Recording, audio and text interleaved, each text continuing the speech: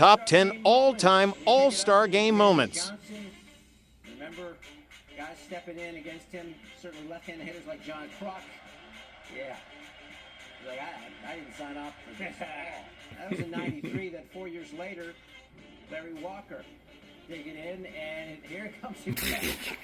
Oh, shit. Just messing with guys. So, Larry, I'm going to put this around. I'm going to get over here on the much safer side of the box. And he's like, okay, figure this out. And here you go. Boom. Oof. Okay, now we got it sorted out. Johnson appeared in 10 All-Star games. Oof. That's funny. Those were the highlights there. In his prime, just spectacular. So was this guy. July 16, 2013, Mariano Rivera pitches a 1-2-3 eighth inning in his final All-Star game. Came into that Enter Sandman music. Both the AL and NL giving him an ovation, and then retired the side in front of a sellout crowd at Citi Field. What a moment that was. 35 years ago in Anaheim, Bo Jackson there, President Ronald Reagan in the booth was Vince Scully, and they were both treated to a moment as Bo leads off the bottom of the first. He's remarkable, and look at that one. Bo Jackson says hello. Yeah, Bo did it. He went on to Stud. win All-Star Game MVP that year in 1989.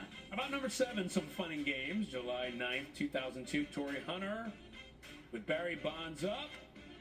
Oh, that's a surefire home run, right? Not on Torrey's watch. Watch that. Whoa. Woo.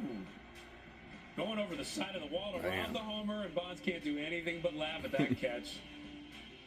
Just spectacular. Remember later, Bonds picks That's up unbelievable. Hunter, threw him over his shoulder before jogging away smiling.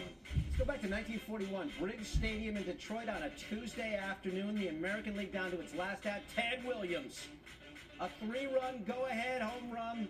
The winner, he's so happy, skipping around first. In fact, Teddy Ballgame said after the game, I've never been so happy as the American League wins.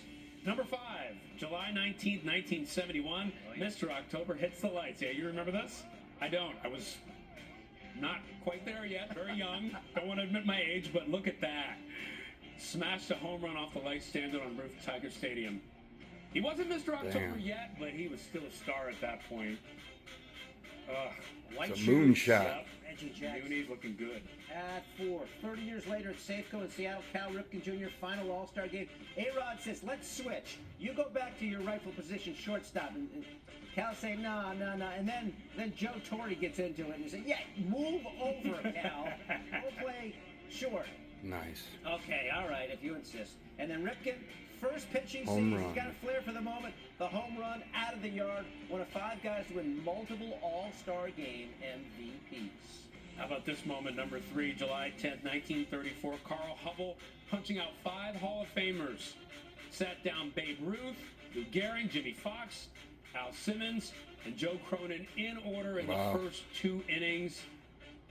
That was MLB's second All-Star game ever. At number 2, Riverfront 1970, Pete Rose's home ballpark, bottom of the 12th. The shot into the outfield. Here comes Rose barreling into Ray Fosse. It was a fateful moment. Fosse's career was never the same. His shoulder was fractured and separated. It did not heal right. Pete Rose took some criticism for running over Fosse in an exhibition game. But that was the moment that stuck with people. Number 1, July 13th, 1999. Ted Williams honored at Fenway, and Pedro wins MVP. Williams, part of the All-Century team pregame, greeted by Mark McGuire. Asked McGuire if he ever saw smoke coming off his bat when he hit the ball. Then Tony Gwynn helping Williams throw out the first pitch, and then it was all Pedro. Struck out 5 of the 6 batters he faced over 2 hitless innings. What heat he had. He would go on to win All-Star MVP. And Pedro's one of the top 100 professional athletes of the 21st century. Just go ahead and scan the QR code on your screen to see 100 to 76.